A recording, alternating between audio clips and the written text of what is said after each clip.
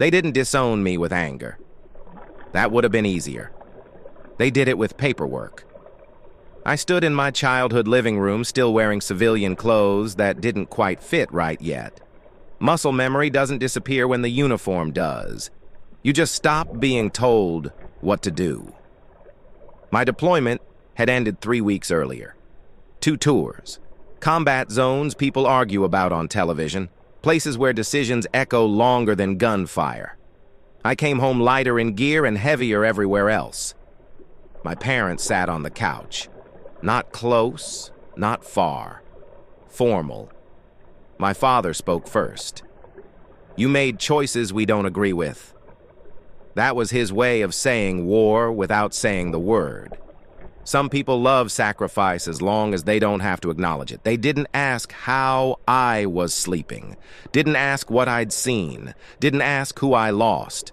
They talked about embarrassment, about family reputation, about how neighbors would see it. My mother cried, not for me, for what people might say. That's when I understood something important. I didn't come home to a family. I came home to an image they were protecting. My father slid a folder across the table. Documents, legal ones, cold ones. "We think it's best if you start fresh somewhere else. Disowned." Without the word ever being spoken. Rejection hurts most when it comes dressed as reason. I didn't argue. Soldiers learn quickly when words won't change outcomes. I picked up the folder, stood up, and looked at them one last time. "I hope you never need the kind of loyalty you just refused," I said. They didn't respond. Outside, the air felt wrong. Too quiet. Too safe. I walked to my car with nothing but a duffel bag and a past no one wanted to claim. What they didn't know, what no one in that room understood, was that the truth they feared was already on its way. I didn't leave town that night. That surprises people. They imagine a dramatic exit, highway lights, music turned up too loud. That wasn't me anymore. I parked behind a closed grocery store and sat in the car until the engine ticked itself quiet. Combat teaches you something strange about rejection. It doesn't feel unfamiliar. It feels operational. When you've been abandoned under fire, paperwork doesn't scare you. The folder my father handed me sat unopened on the passenger seat. I already knew what was inside. Trusts, property clauses, a clause removing me as beneficiary for cause. They'd planned this, not emotionally, legally. I didn't open it because I didn't need to. What mattered wasn't what they took. It was what they assumed I didn't have. I drove to a motel just outside town, paid cash, no questions asked. I slept 4 hours. That was enough. In the morning, I made 2 calls. Not to family, not to friends, to institutions. The first was the VA. Routine check-in, updated address, status confirmation. The woman on the line paused, then asked me to hold. Pauses are where truth starts to surface. When she came back, her tone had changed. Respectful. Measured. "Sir," she said, "your record is flagged." I didn't ask why. Flags don't appear by accident. The second call was to a number I hadn't dialed in years. My former commanding officer. He answered on the second ring. Said my name, like it still mattered. I told him what happened. Briefly. No emotion. He didn't interrupt. He rarely did. When I finished, he said one sentence. "They don't know who they just cut loose." That was the first time since coming home that I felt seen. Recognition doesn't heal wounds, but it keeps them from festering. By noon, things began moving, not fast, correctly. The VA requested documentation updates, medical evaluations, service verification. Files that hadn't been touched in years were suddenly active. That's when I realized something important. My parents had disowned me, but they had no idea who else I belonged to. The military doesn't forget its own. It just waits until it's asked. I went back to my parents' house once more that afternoon. Not to confront them, to collect the rest of my things. My mother opened the door. Her eyes widened slightly. Not fear, surprise. "You came back," she said. "I'm not here to talk," I replied. "Just to get what's mine." She stepped aside, didn't argue. Inside, the house felt smaller, like it had shrunk around their choices. I noticed something new, a framed newspaper clipping on the hallway wall. My name, my unit, a headline about an incident overseas. Commendation, heroic action, casualties prevented. They had kept it, displayed it, but they never mentioned it in the conversation. People are proud of sacrifice as long as they don't have to acknowledge the cost. I took the clipping down, folded it carefully, put it in my bag. My father watched from the kitchen doorway, silent. "You didn't have to do that," he said. "I know," I replied. "That's why I did." He didn't understand. Not yet. As I walked out, my phone buzzed. Unknown number. I answered. "Is this Sergeant?" The voice began, then corrected itself. "Mr. Ame?" "Yes." "This is the regional office. We need to speak with you immediately regarding your service record." I looked back at the house. At the door, my parents still stood behind. "I'm available," I said. The truth doesn't rush. It arrives when it's needed. That was the moment the balance shifted. They just didn't know it yet. The meeting wasn't dramatic. That's what surprised me. No flags on the wall, no speeches about honor. Just a small office, neutral colors, and people who read files for a living. The man across from me didn't ask how I was. He asked if I was comfortable. That difference matters. He slid a folder across the desk, thicker than the one my father gave me, heavier too. "Your record was flagged because parts of it were sealed," he said. "Not classified. Restricted." I nodded. I already knew that. "Those restrictions were lifted last month," he continued. "Standard review cycle." He looked at me directly. "You were never just a combat veteran." When the truth is precise, it doesn't need decoration. He explained what had been missing from the public version of my service. Operations that didn't exist on paper, actions attributed to unknown units, incidents quietly absorbed into statistics, lives saved without ceremony, mistakes owned without applause. "You were cited for actions that prevented civilian casualties," he said, multiple times. I didn't react, not because it didn't matter, because reaction belongs to people who need validation. He told me something else, something that changed how the story would travel.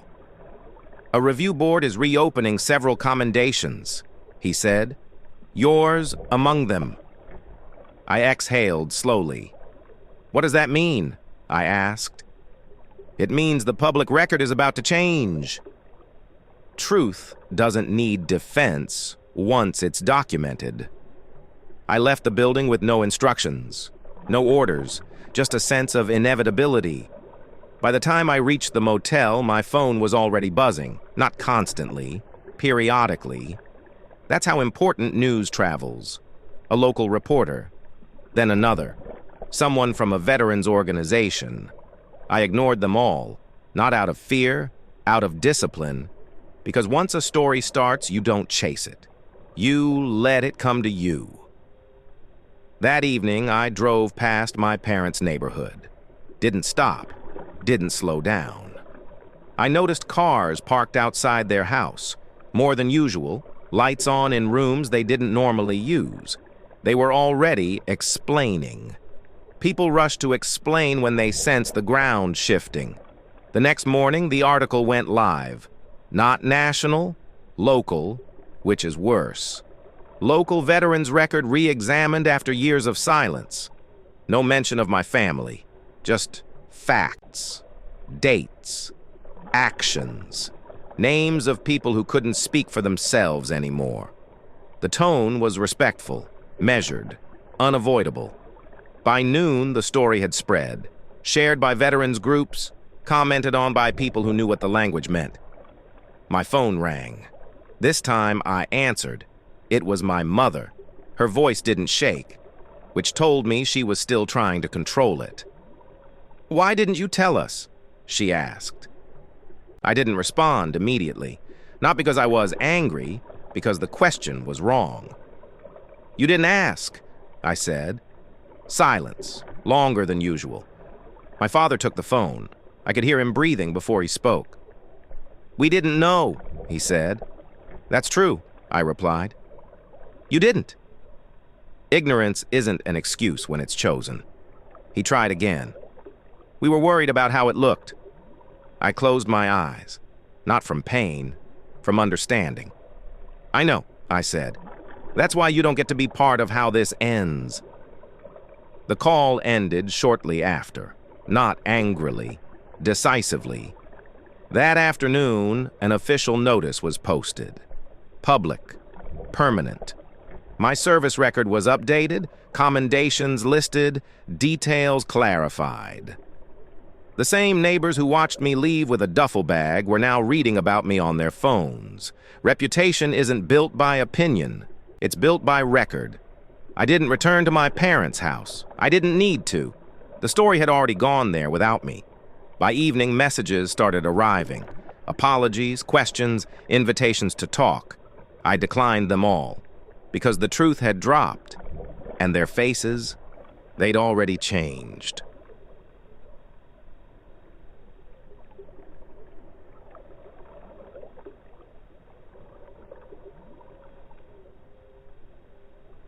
Recognition doesn't knock. It arrives. And once it does, it changes who's allowed to speak. By the end of the week, the story had grown beyond the town. Veterans networks picked it up. Former unit members shared it quietly. People who understood the language read between the lines. I didn't give interviews. That made it worse for everyone else. Silence forces others to fill gaps. The commendation review moved faster than expected, not because of pressure, because the paperwork was clean. Truth accelerates when it's already documented. An official ceremony was scheduled, nothing dramatic, closed doors, limited attendance, the kind of recognition meant for people who don't seek it. That's when my parents called again. Not together this time. Separately. My father first. His voice had changed. Lower. Careful. "We didn't understand," he said. "We acted too quickly." I listened. Didn't interrupt. "You were under pressure," he continued. "We were afraid." Afraid of what? He didn't say. He didn't need to. Fear explains behavior. It doesn't absolve it. "I'm not angry," I said. "That's not the issue." There was relief in his silence. People assume anger is the barrier. They're wrong. "You made a decision," I continued. "And so did I." He asked if we could talk in person. "No," I replied. Simple. Later that day, my mother tried. Her approach was different. Emotional. Careful words, wrapped in vulnerability. "I should have protected you," she said. "I failed as a mother." That one landed. Not because it hurt, because it was finally accurate. Truth hurts less when it's honest. "I'm not reopening this," I told her. "I'm closing it correctly." She cried. I didn't comfort her. Comfort belongs to people who stayed. The ceremony came quietly. No cameras, no speeches meant for applause. Just acknowledgement. My former commanding officer was there. So were a few men who'd stood beside me years ago. Some limped, some carried ghosts. We nodded. That was enough. The citation was read. Facts only, no embellishment. I didn't look around the room. I didn't need to. Recognition matters most when it comes from those who were there. Afterward, a representative from a veterans foundation approached me. Job placement. Consulting, support. I accepted one meeting. because moving forward requires structure. That night, as I left the building, my phone buzzed again. A message from my father, short. "We're proud of you." I stared at it for a long time. Pride offered after rejection isn't pride.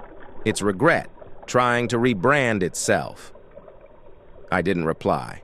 Instead, I deleted the message.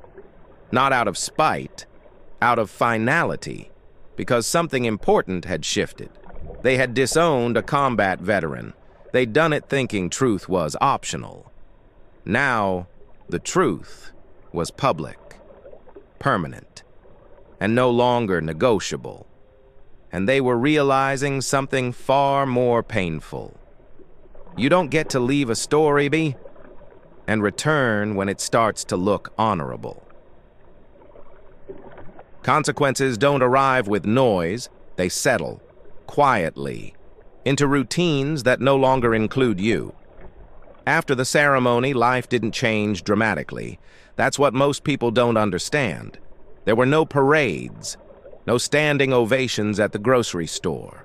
Just a subtle shift in how doors opened. The veterans' foundation followed through. Structured work, clear expectations. No questions about my past beyond what mattered. I moved into a small place near the city. Nothing sentimental. Functional. Clean. Stability isn't luxury. It's predictability. My parents stopped calling after that. Not immediately. Gradually. First, the long messages turned short. Then the short ones stopped altogether. That's how you know regret has limits. People want reconciliation, not accountability. I heard about them through others. Neighbors asking awkward questions. Extended family adjusting their tone. The same people who once nodded when I left, now looked uncomfortable when my name came up. Reputation doesn't chase people. It waits for them. My parents stayed in the house. Same routines, same social circles.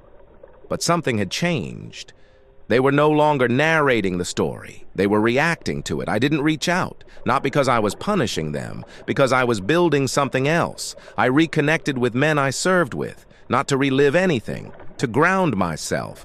We talked about normal things, work, sleep, the way time moves differently after certain experiences. One of them said something I didn't expect. "You got out cleaner than most of us," he said. I shook my head. "No," I replied. "I just stopped asking for permission." That became the difference. Months passed. Opportunities solidified. Structure replaced uncertainty. Then one afternoon I received a letter. Handwritten. My mother's handwriting. I didn't open it immediately. Some things lose power when you delay them. When I finally did, it was short. No explanations, no defenses, just one sentence. "I hope one day you'll forgive us." I folded the letter carefully, set it aside. Forgiveness wasn't the issue. Access was. You can forgive someone and still keep the door closed. I never responded, not because I hadn't forgiven them, but because forgiveness doesn't require reopening. That was the part they never understood. They thought disowning me was final. They were right, just not in the way they expected. Because the day they turned their backs, they lost the right to decide when they returned. I didn't disappear. I didn't collapse. I simply moved forward without carrying them. The truth didn't give outdoor speeches. It didn't demand applause. It just stayed. Months after everything settled, I noticed something strange. I felt lighter, not happier, clearer. The kind of clarity that comes when you stop negotiating your worth with people who already decided it was conditional. I walked through my days without explaining myself. No background stories, no justifications, just facts. Peace isn't found in being understood. It's found in no longer needing to be. I thought about my parents less often, not because I hated them, because they no longer shaped my decisions. That's the real consequence of rejection. It doesn't break you. It removes influence. I stayed connected to the people who knew me when the record was blank. The ones who didn't need headlines to validate sacrifice. Sometimes I wondered if my parents regretted it, truly regretted it. Not the embarrassment, not the social discomfort, but the loss. Maybe they did. Maybe they didn't. It stopped mattering. Because here's the truth most people never learn. You don't owe loyalty to people who withdraw it when it becomes inconvenient. Respect given late is rarely respect. It's fear of being wrong. I didn't rebuild bridges. I built boundaries. And those boundaries gave me something I hadn't had in years. Control. The town moved on. Stories always do. Another headline replaced mine. Another conversation shifted attention. But the record didn't move on. It stayed. Permanent. Unedited. That mattered. They disowned a combat veteran because they were afraid of what the truth might reveal. When the truth dropped, their faces changed.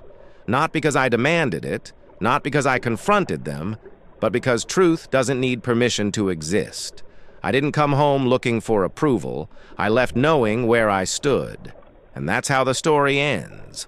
Not with reconciliation, not with revenge, but with something quieter.